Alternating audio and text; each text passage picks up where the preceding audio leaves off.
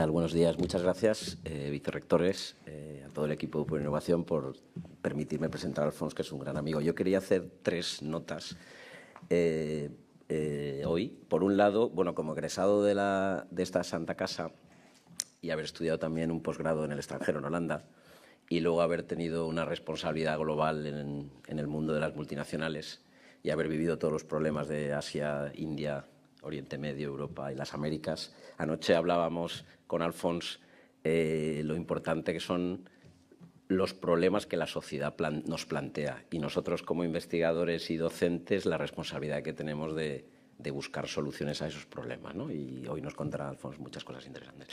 Y para mí una cosa importante, y dejo esta reflexión, es que yo creo que nosotros somos entorno, no transferimos al entorno.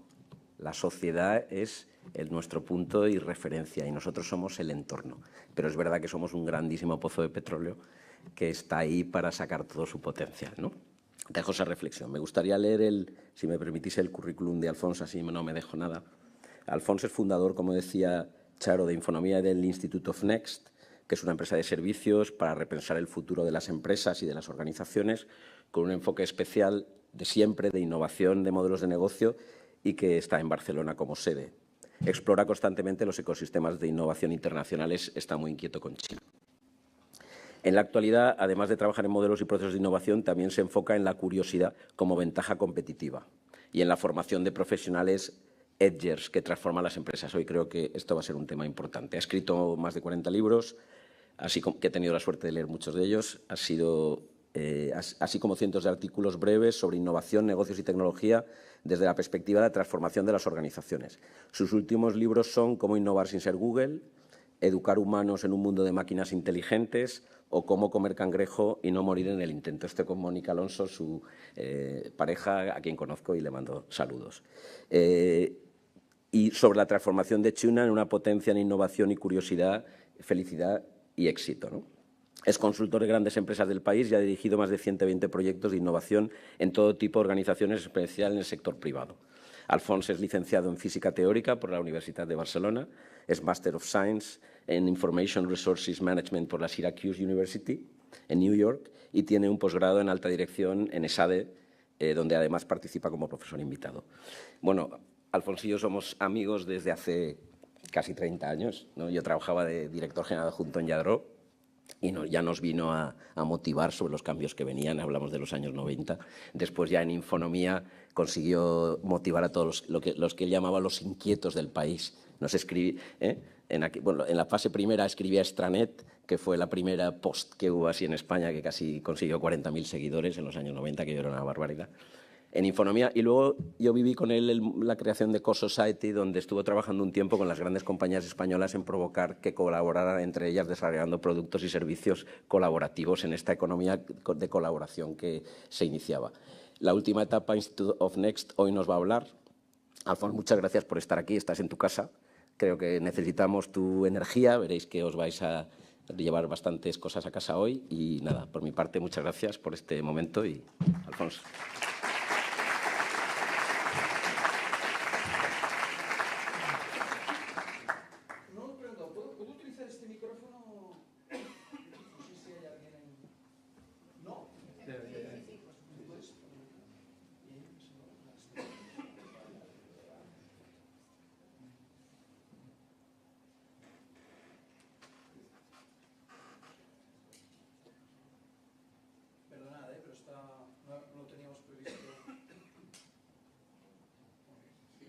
¿Sí? ¿Se oye? No.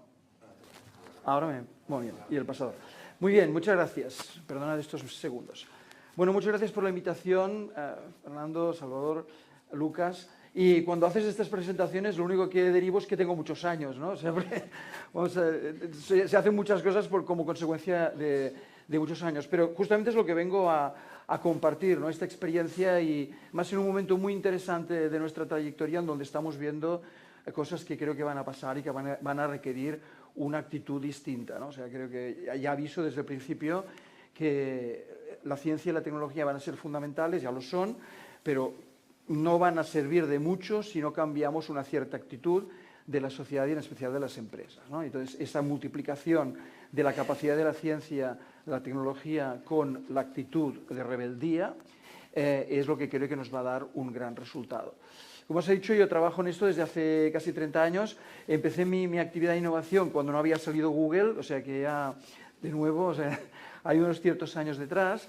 Y en esta trayectoria, en los últimos años, lo que he hecho principalmente ha sido entrenar equipos de innovación. O sea, os voy a hablar mucho, o prácticamente, desde el lado de la empresa, que es la que conozco más, donde se quiere innovar, se quieren hacer cosas y muchas veces no se sabe cómo hacer, hay una dificultad estructural, la innovación se ve muchas veces en la empresa como un agujero negro, no sé dónde me meto, qué voy a requerir.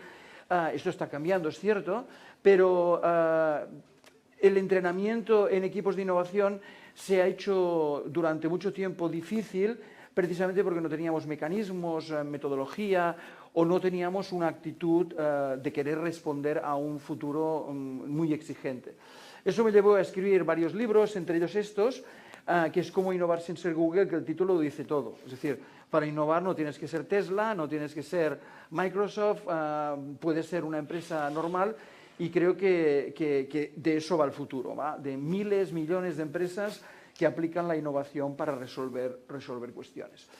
Entonces, de todas maneras, lo que vengo a explicar deriva directamente de un pequeño experimento que hicimos durante la pandemia, en donde empezamos a hablar con directivos y empresarios sobre qué estaban aprendiendo durante la pandemia. O sea, fue realmente en tiempo real, en caliente, mientras estaba ocurriendo, se pueden imaginar todo a distancia, calls, etcétera. Y de ahí salieron una serie de aprendizajes, está en un librito si a alguien le interesa, lo hicimos con la Pompeu Fabra en Barcelona, y una conclusión importante de lo que allí salió es que realmente vamos a necesitar un tipo de profesional distinto. Es decir, que esto no va a volver a ocurrir, no exactamente una pandemia, o sí, pero van a ocurrir montones de cosas en los próximos años, mucho más difíciles de prever y que requerirán una respuesta mucho más ágil, adaptativa, inteligente, lo que quieran, ¿eh? Necesitamos, por tanto, una respuesta totalmente distinta. A esto se unen cosas, yo diría que muy impactantes. Por ejemplo, Pricewaterhouse hace cada año un estudio en el que pregunta a unos 4.000 CEOs sobre cosas, sobre su empresa, sobre el negocio, etc. Y durante los últimos años ha hecho esta pregunta. Pregunta a los CEOs si ven a su empresa viable en los próximos 10 años. Y fíjense el resultado. Esto es de hace un año y medio. En Davos se ha presentado este año el resultado, que creo que estaba ya en el 48%. O sea, más del 40% de los CEOs no ven viable a su empresa en los próximos 10 años. Bueno, no sé exactamente por qué. El resultado es este. No sabemos muy bien cuáles son las razones, o sí, pero uno puede intuir que el ritmo dinámico en el que estamos obliga a un tipo de respuesta que muchas empresas no están tomando. O sea, que muchas empresas van continuando lo que saben hacer, lo que han hecho durante décadas, y no tienen un nivel de agilidad suficiente. Entonces, estas reflexiones se unen a otras, como por ejemplo el hecho de que empiezan a aparecer libros con títulos que no estábamos acostumbrados a ver en el mundo de los negocios. O sea, un libro que hable de rebeldía en los negocios, pues, o sea un poco de urticaria, ¿no? O hablar de la curiosidad como ventaja competitiva. Además, con el sponsoring del CEO de Novartis, pues es nuevo. Os puedo mostrar muchos de estos libros que han salido. Es decir, con una manifestación clara de que se necesita una actitud distinta, que el mundo no puede ser resuelto de la forma convencional. No sé si siguen ustedes a Otto Scharmer, que es un investigador en el MIT, que lo dice de manera muy sintética. No se puede resolver el futuro con las herramientas del pasado, ni siquiera con las del presente. Entonces, requerimos una actitud distinta. Bueno, todo esto nos llevó a un proyecto que se llama Edgers, que es un proyecto que empezó con un documental en el que queríamos contrastar esta idea. Si efectivamente íbamos a un tipo de profesional que le llamamos Edger, no y utilizado en inglés, no porque sí, sino porque no encontramos una traducción exacta, un profesional que vive en la frontera, es decir, que está constantemente en la frontera del negocio. Y está en la frontera del negocio porque es el único lugar en donde se pueden hacer cosas atrevidas. porque en teoría de sistemas, ustedes saben que está bastante conocido que cualquier sistema genera anticuerpos y por tanto si intentas cambiar un sistema desde el centro se te comen. Y por tanto que el lugar donde es más posible crear cambios es en la periferia, en el edge, en la frontera del sistema.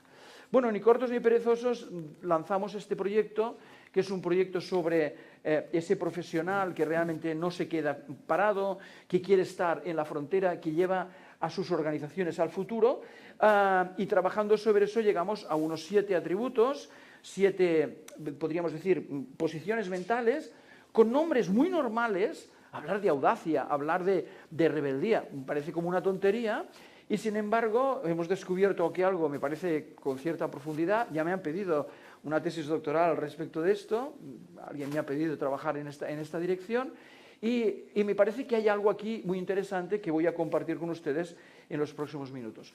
Finalmente decidimos empezar este proyecto en Latinoamérica. Yo creo que acertamos, principalmente porque es un continente que necesita montones de soluciones, es decir, necesita específicamente encontrar nuevas visiones y nuevas soluciones, y entonces nos fuimos pues, a México, a Chile y a Colombia, empezamos a entrevistar a gente y después hemos ido distribuyendo esta idea en congresos en muchos lugares allí. El mes que viene me paso el mes en Latinoamérica, y la verdad es que encuentro como muy interesante lo que está viniendo, esta idea de una actitud mental distinta que combinar con las capacidades de la ciencia y la tecnología. Entonces, se lo voy a explicar con algunos ejemplos. No voy a tratar todos los atributos con la misma longitud, tengo el tiempo que tengo, pero sí que algunos de ellos quiero enseñarles de qué estamos hablando. Y cómo, desde mi punto de vista, esto no es bla, bla, bla, no es más de lo mismo, sino que hay algo estructural detrás. O sea, hay algo de cierta profundidad y que necesitamos una actitud distinta respecto al mundo.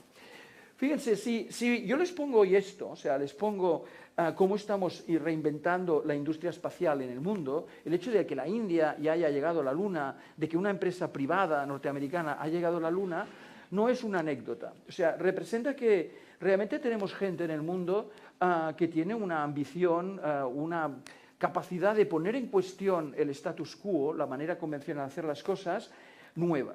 Es verdad que el mundo está muy removido y ayer en la cena pues lo comprobamos, ¿no? Realmente hay muchos problemas en el mundo y al mismo tiempo. Pero al mismo tiempo nunca ha habido una capacidad y unas ganas de poner en cuestión las cosas tan grandes como las que ha habido hoy.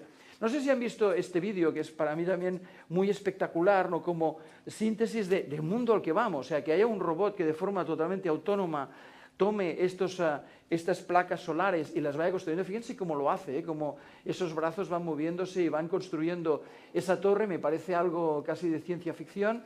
Esto está pensado para las misiones a la Luna de la próxima década, con el objetivo de crear una estructura pues, de captura de energía o de telecomunicaciones, depende del caso.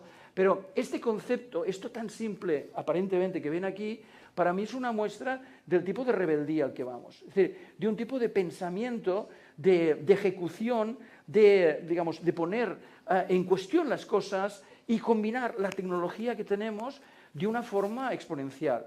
Es decir, mejor tecnología genera mejor tecnología, mejor ciencia genera mejor ciencia. Y esto nunca ha pasado antes en la historia. O sea, no somos conscientes del activo de conocimiento que tenemos, que es, digamos, multiplicativo, o más exactamente con capacidad exponencial. O sea, que va creciendo de una forma no lineal. Muy bien, vale. Y cuando explico esto, algunas empresas ya se me ponen en plan, bueno, más de lo mismo, aquí nos van a hablar de la Luna, y me he puesto aquí estos cohetes y tal, lo mío no va con esto. Bueno, pues puede ser que no vaya con esto, pero le puedo asegurar que va a ir de poner en cuestión. Por ejemplo, usted puede ser una empresa en el País Vasco que está en un sector pues, relativamente convencional, como es el de la fabricación de botes, de pequeños botes, y pone en cuestión cómo se mueve ese bote. O sea, usted puede poner en cuestión que lo normal es tener un motor de combustión en ese bote, nadie había pensado otra cosa, y una serie de gente en el mundo, no son solos, pues poner en cuestión el que no pueda ponerse un motor eléctrico, ¿no? Y además con la posibilidad incluso de cargarlo en determinadas circunstancias. Es decir, esto es lo que viene. O sea, lo que viene es una empresa cualquiera, convencional, que hace algo muy, muy normal, pero que lo pone en cuestión. Déjeme poner otro ejemplo que no tiene casi nada que ver con tecnología, o sí. Ustedes tienen una nueva editorial, un nuevo grupo, pequeño iniciativa editorial que se llama Ártica, es verdad que está dentro del Grupo Planeta, en donde esta gente se da cuenta de las posibilidades de la impresión de alta calidad que hay hoy en el mundo, o sea, libros de extraordinaria calidad, y lanzan una colección poniendo en cuestión el negocio hasta ahora reinante en el sector editorial, que es vender muchos libros baratos. Entonces, estos hacen lo contrario, que es vendo pocos libros y muy caros. Un libro de estos puede costar 2.000 o 3.000 euros. Claro, es un libro de extraordinaria calidad, dirigido a un mercado global que es de los, digamos, fanáticos, de las personas que viven básicamente para el arte. Entonces, hacer esto es de nuevo poner en cuestión las cosas. Poner en cuestión las cosas es, ¿por qué no creamos un dispositivo para la gente mayor, que además va a crecer en los próximos años, que sea digno, o sea, que en lugar de llevar un colgante donde aprietes el botón para que te vengan a buscar, pues sea un reloj y que esté sensorizado y tienes un público que no va a parar de crecer? De nuevo, pones en cuestión el sector, o pones en cuestión cómo la gente se compra las motos y en lugar de ir peregrinando por los distintos concesionarios, pues tienes un único lugar en donde están todas las motocicletas, o te das cuenta de que el problema que generó la pandemia logístico de acceso a piezas de segunda mano de los automóviles tiene una solución bastante más simple, que consiste en utilizar las piezas de segunda mano que hay en los miles de desguaces que hay en el país. Entonces, si tú pones de acuerdo, organizas un mercado que pone de acuerdo los desguaces con los talleres, con los clientes, digamos, das una vida de economía circular realista a toda una serie de problemas, en este caso el acceso a las piezas y el precio de las piezas. Me podría estar, como pueden imaginar, el día hablando de ejemplos, por qué alguien sale poniendo en cuestión cómo construimos las casas y por qué es uno de los sectores con más impacto en la huella de carbono y cómo necesitamos urgentemente convertir la construcción en un proceso sostenible. Cómo ponemos en cuestión todo el tema del reciclaje, del reuso de los textiles, que saben que es uno de los también productos que consume más agua y energía y encima contaminan, y que además vamos en la dirección de que usas una prenda una vez y no la vuelves a utilizar. De nuevo, o tienes una empresa gallega que se da cuenta de que tiene es un gran fabricante, un gran productor de huevos y derivados, que tiene un excedente de clara de huevo y se inventa una proteína sustitutiva de la carne a partir de la clara de huevo. O alguien que piensa, ya puestos a imaginar que las larvas son el futuro de nuestra alimentación, o que es posible generar energía a través de unos molinos de viento que no tienen aspas. Esto es una empresa de Ávila, muy interesante, que a partir de esa vibración genera energía. Si esto no es ser rebelde, poner en cuestión el estándar en un determinado sector, me parece que ya no sé qué decirles, ¿no? Bueno, quizá les diría que a veces salen de las tesis doctorales de las politécnicas proyectos como este, que consiste en poner un ala de avión en un barco para reducir el consumo de combustible, que el emprendedor que saca esto lo hace 15 años, que remueve el mundo y persiste y aguanta, que este es un mensaje muy importante, o sea, hay que persistir y hay que aguantar hasta que ahora, cada dos días, anuncia en LinkedIn pues, que alguna mercante del mundo está incorporando estas velas en sus barcos. Es decir, que poner en cuestión que ser rebelde ya no es una anécdota.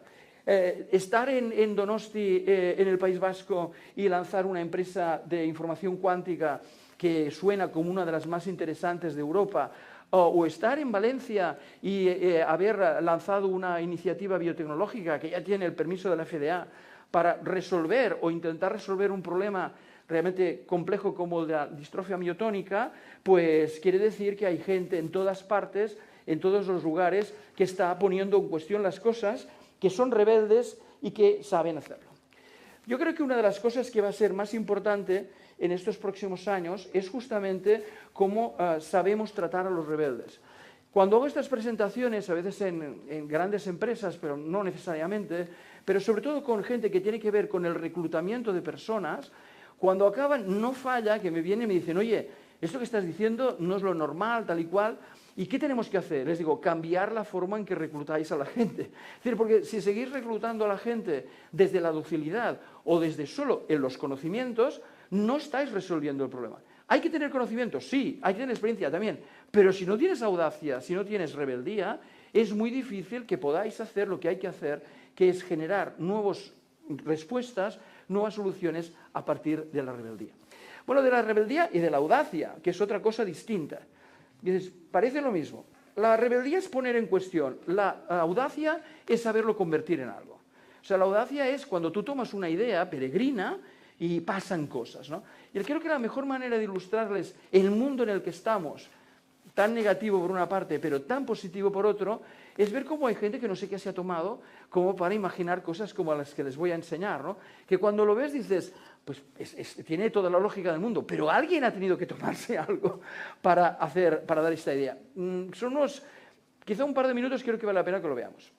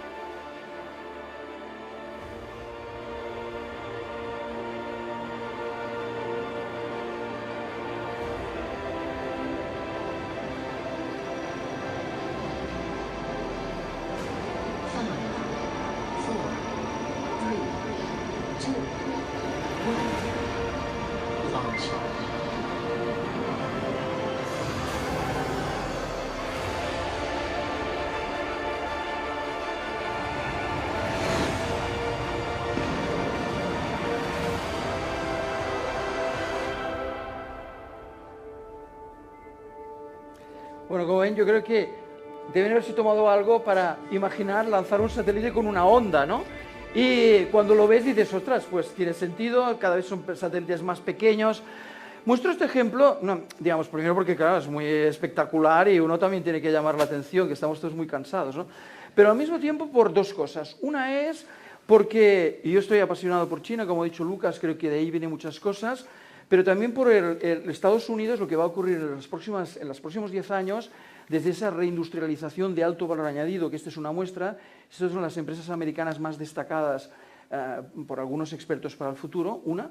Y segundo, porque el storytelling es fundamental, es decir, que la audacia también tiene un componente de cómo explicas las cosas. Me atrevo a deciros que posiblemente si invertiéramos más en el storytelling de lo que se hace en las universidades españolas, los resultados se multiplicarían por 3. Simplemente por el storytelling, por cómo se explica la historia y cómo eres capaz de demostrar que eso va a cambiar el mundo.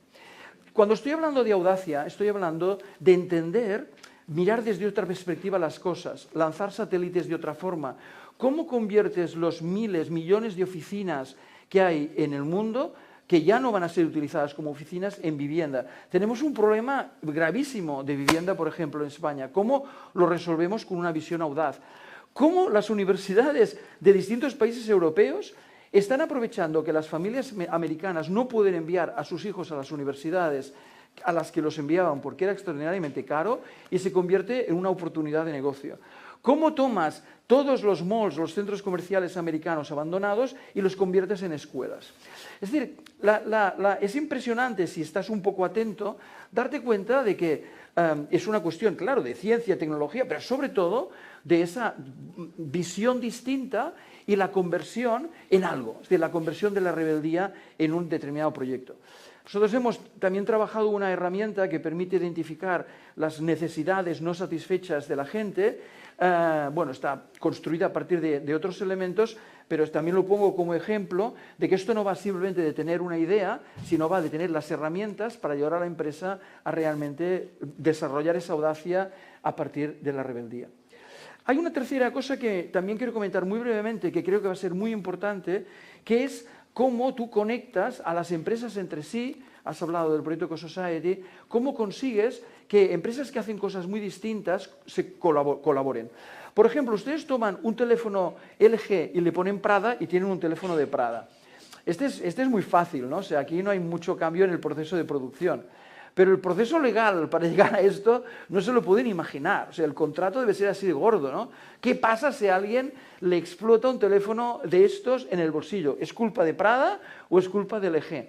Pero en cualquier caso, estas ideas de colaboración, de coger dos empresas que saben hacer cada una lo suyo, IKEA sabe vender muy bien en sus centros, Lego sabe muy bien hacer conceptos de juguetes, quizá nos podemos unir, o quizá podemos ser una empresa de deportes como Reebok y una empresa como Cirque du Soleil que sabe hacer un espectáculo, para cambiar la forma en que una mujer puede hacer deporte en un gimnasio como si fuera un artista de circo. Y pongo ese ejemplo porque ya no existe, o sea, porque fue un ejemplo que funcionó durante unos años, pero no ha conseguido pervivir, lo cual quiere decir que puedes inventarte también una mezcla de los donuts y los turrones, y puede ser que tenga sentido o puede ser que no, es decir, que esa conexión puede ser que no funcione. Lo que me parece también apasionante, y algunos de ustedes dirán, ¿esto qué tiene que ver con lo que estamos haciendo en la Politécnica? Pues a lo mejor sí. Porque si ustedes toman una herramienta de inteligencia artificial y le dicen que se inventen productos que son la combinación de Patagonia e IKEA, resulta que el sistema les genera una mezcla. Es decir, que lo que va a ocurrir en la generación de nuevos productos en los próximos años tiene mucho más que ver con la aplicación de tecnología, especialmente de la inteligencia artificial, a la combinación, que de nuestra propia imaginación. Una de las cosas que no voy a tratar con mucha longitud, porque tengo y ya estoy más de la mitad, es la idea de cómo tú tienes unas personas que son capaces de sacar el máximo provecho del talento de los demás. La palabra es multiplicador. Una de las personas que más ha desarrollado este tema se llama Liz Wiseman, y además con esa combinación con la idea del propósito, ¿no? No me voy a extender en esto, pero sí les voy a decir, y creo que la universidad tiene aquí un reto muy importante, que lo que las empresas están pidiendo y van a pedir es lo que se llama la gestión del portafolio de las curvas de aprendizaje. Es decir, toda persona tiene un proceso que va como en una S, en donde le interesa algo, aprende, se desarrolla y a un punto que se aburre. Entonces, saber gestionar, o se aburre, o simplemente que ya, digamos, no es capaz de hacer más en ese campo. Entonces, esta gestión de las curvas en S es exactamente lo que proponen muchos psicólogos como la forma de mantener y retener el talento. Cómo tú vas generando un sistema en el que aumentas el reto y al mismo tiempo aumentas la capacidad para dar respuesta a ese reto. El principal experto en esto murió hace un par de años. Su nombre es impronunciable, te pasas la vida para decir Mihaly Csikszentmihalyi, o sea, este es el éxito de tu vida, poder pronunciar esto, pero el modelo es exactamente así. Si ustedes quieren tratar la gestión del talento, va a ser constantemente esa relación entre retos y habilidades. Y una responsabilidad de las universidades va a ser justamente el traer de nuevo a la gente a la universidad para aumentar el nivel de reto que tienen y darles las capacidades para poder seguir esa línea. Seremos competitivos si somos capaces de hacer esto. También un apunte de que a veces cuando hablamos de estos modelos de multiplicación de talento, de organización, vemos los modelos anglosajones y algo que también viene con mucha fuerza es la comprensión de los modelos asiáticos. Yo he estudiado con un poco de detalle el modelo de Haier. Haier es una empresa, la líder mundial en el sector de electrodomésticos, por 10º año consecutivo.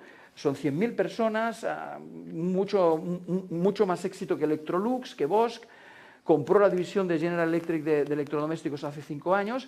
Y ellos tienen un modelo de organización de equipos autónomos muy envidiable y que creo que tenemos que empezar a ver. Es decir, mensaje, esto va a ir también de cambios en la forma de organizarse y esos cambios no van a ser el modelo anglosajón típico de command and control, te doy órdenes y las ejecutas, sino que va a ser algo distinto, mucho más basado en equipos de autónomos, de personas con capacidad autónoma para decidir. No puedo no ir terminando no hablando de la importancia que va a ser la tecnología. Claro, ahora hablar de tecnología es hablar de esto, ¿no? Es hablar de Leonardo y de estas herramientas. Todos hemos visto estos últimos días los vídeos de Sora, ¿no? Aquello que dices, pero ¿cómo es posible que le des un prompt, que le digas, quiero unos delfines en bicicleta en la playa y va y te lo hace, ¿no? O sea, pero ¿cómo es posible? Vale, sí, no voy a hablar de esto. No voy a hablar de esto porque todos estamos hablando de lo mismo.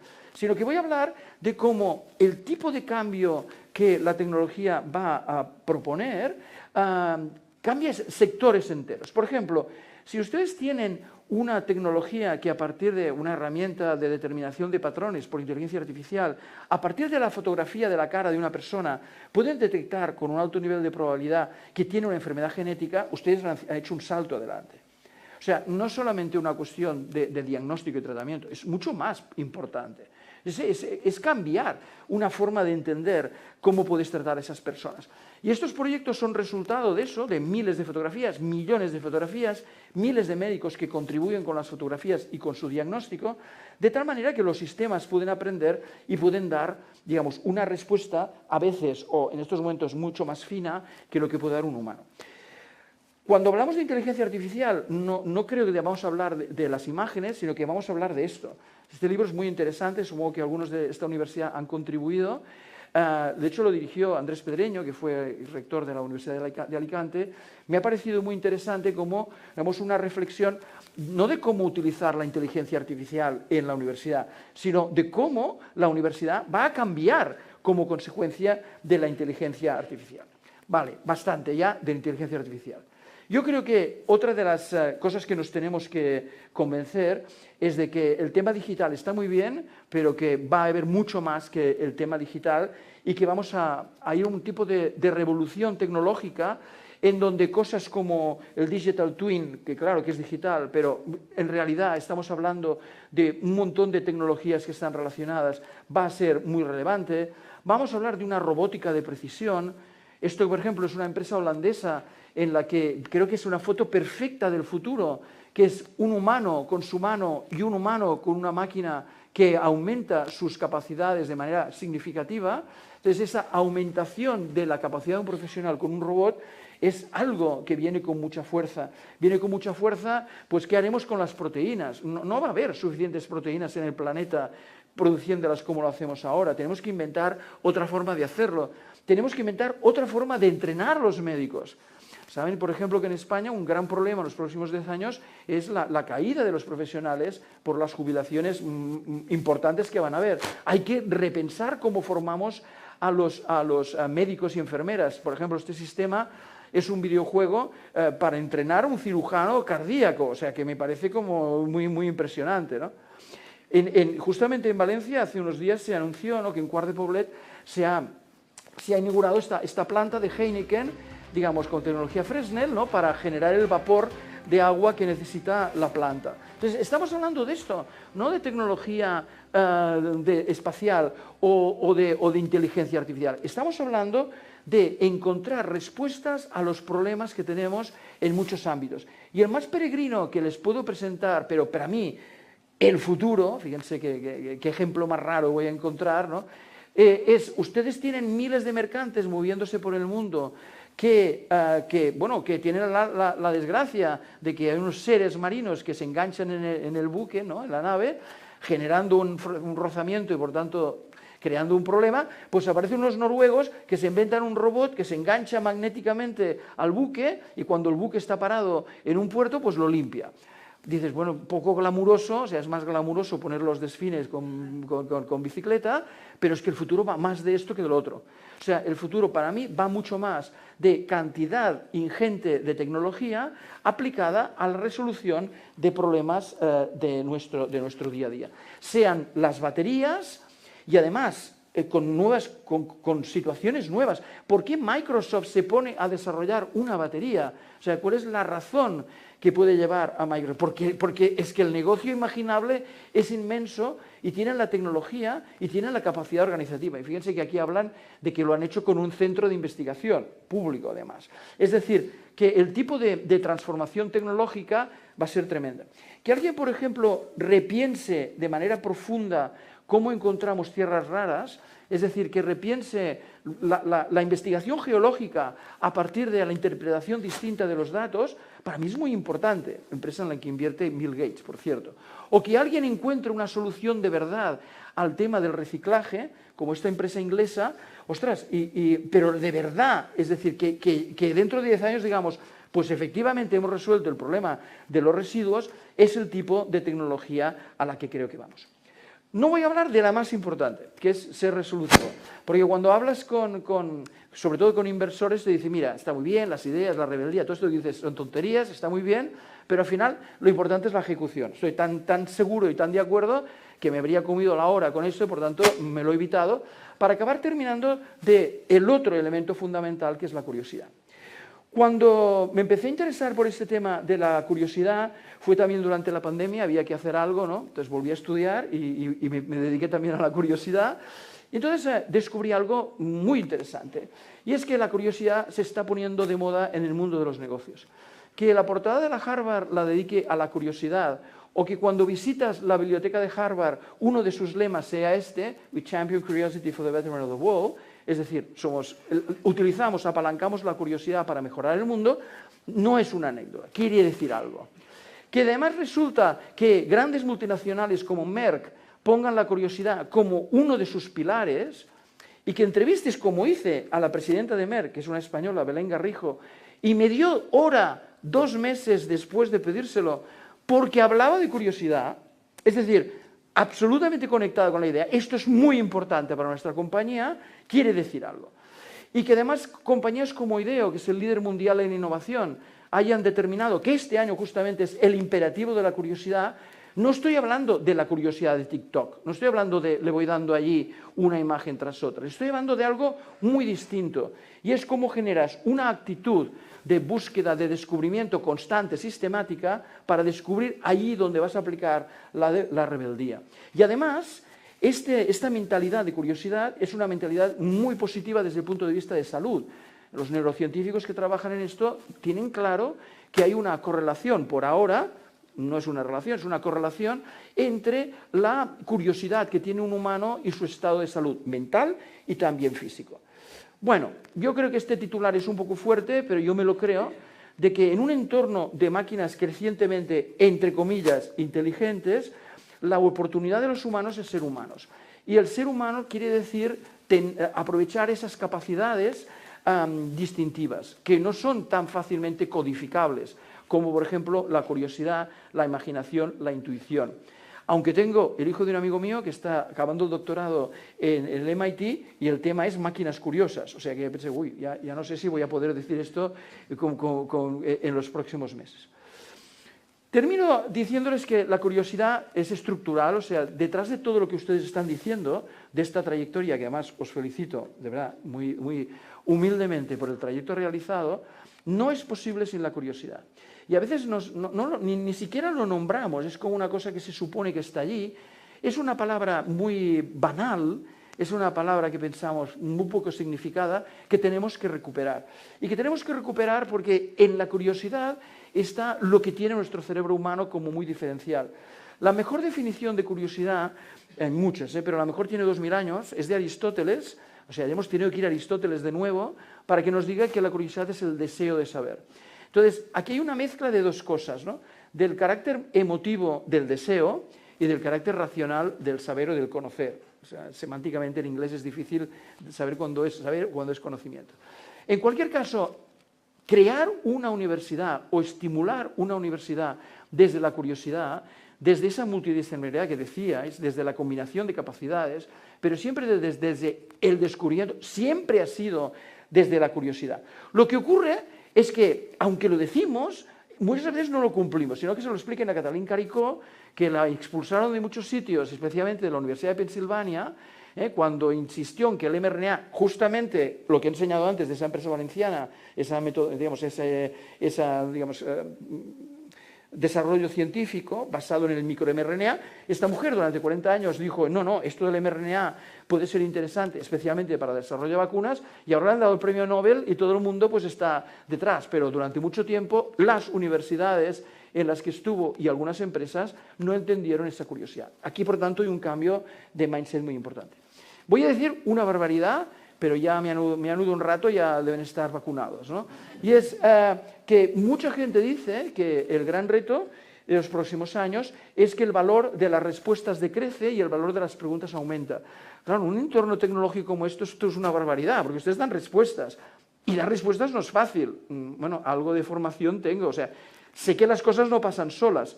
Lo que intento decir con esto es que la distancia entre uno y otro va a aumentar. Es decir, que tener una buena pregunta será la parte más importante de la cuestión. ¿Cómo generas una pregunta significativa? O como Borrenberger, que es el gran experto en el tema, llama preguntas bonitas.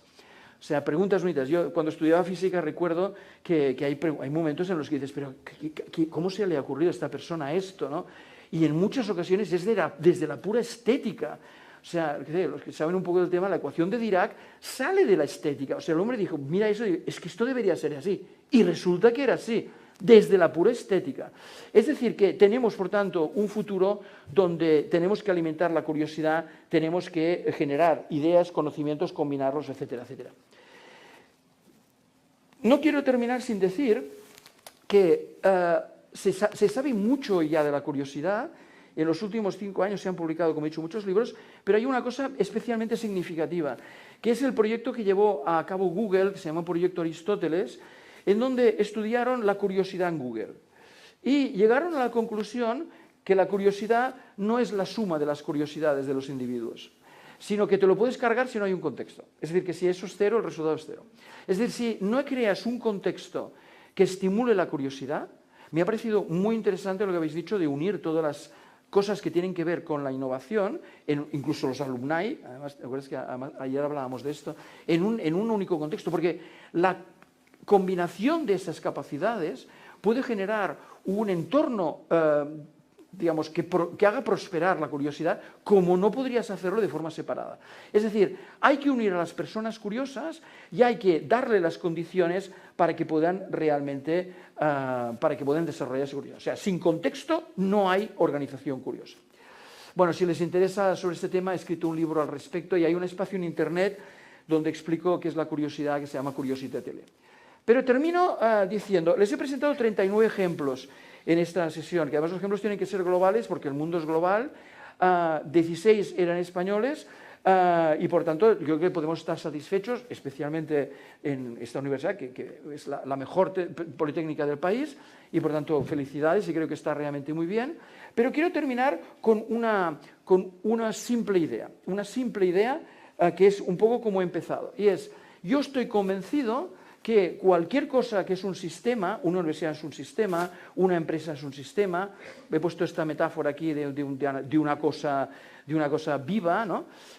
Creo que tiene un problema y es que cualquier intento de cambio tiene que luchar contra los anticuerpos que el sistema genera.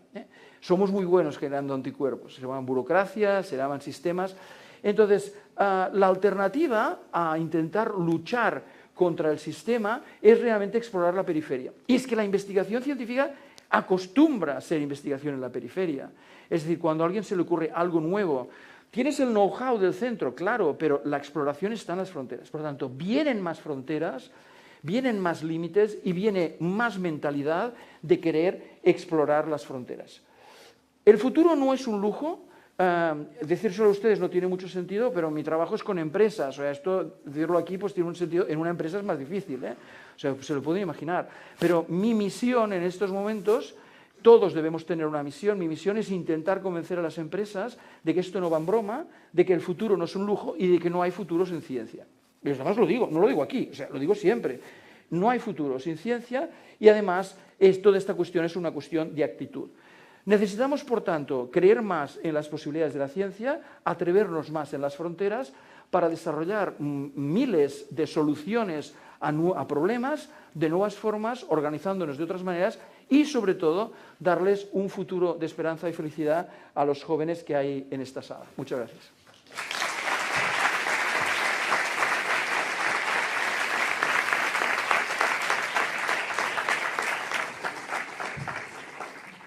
Alfonso, ahora, cuando pueda, muchas gracias.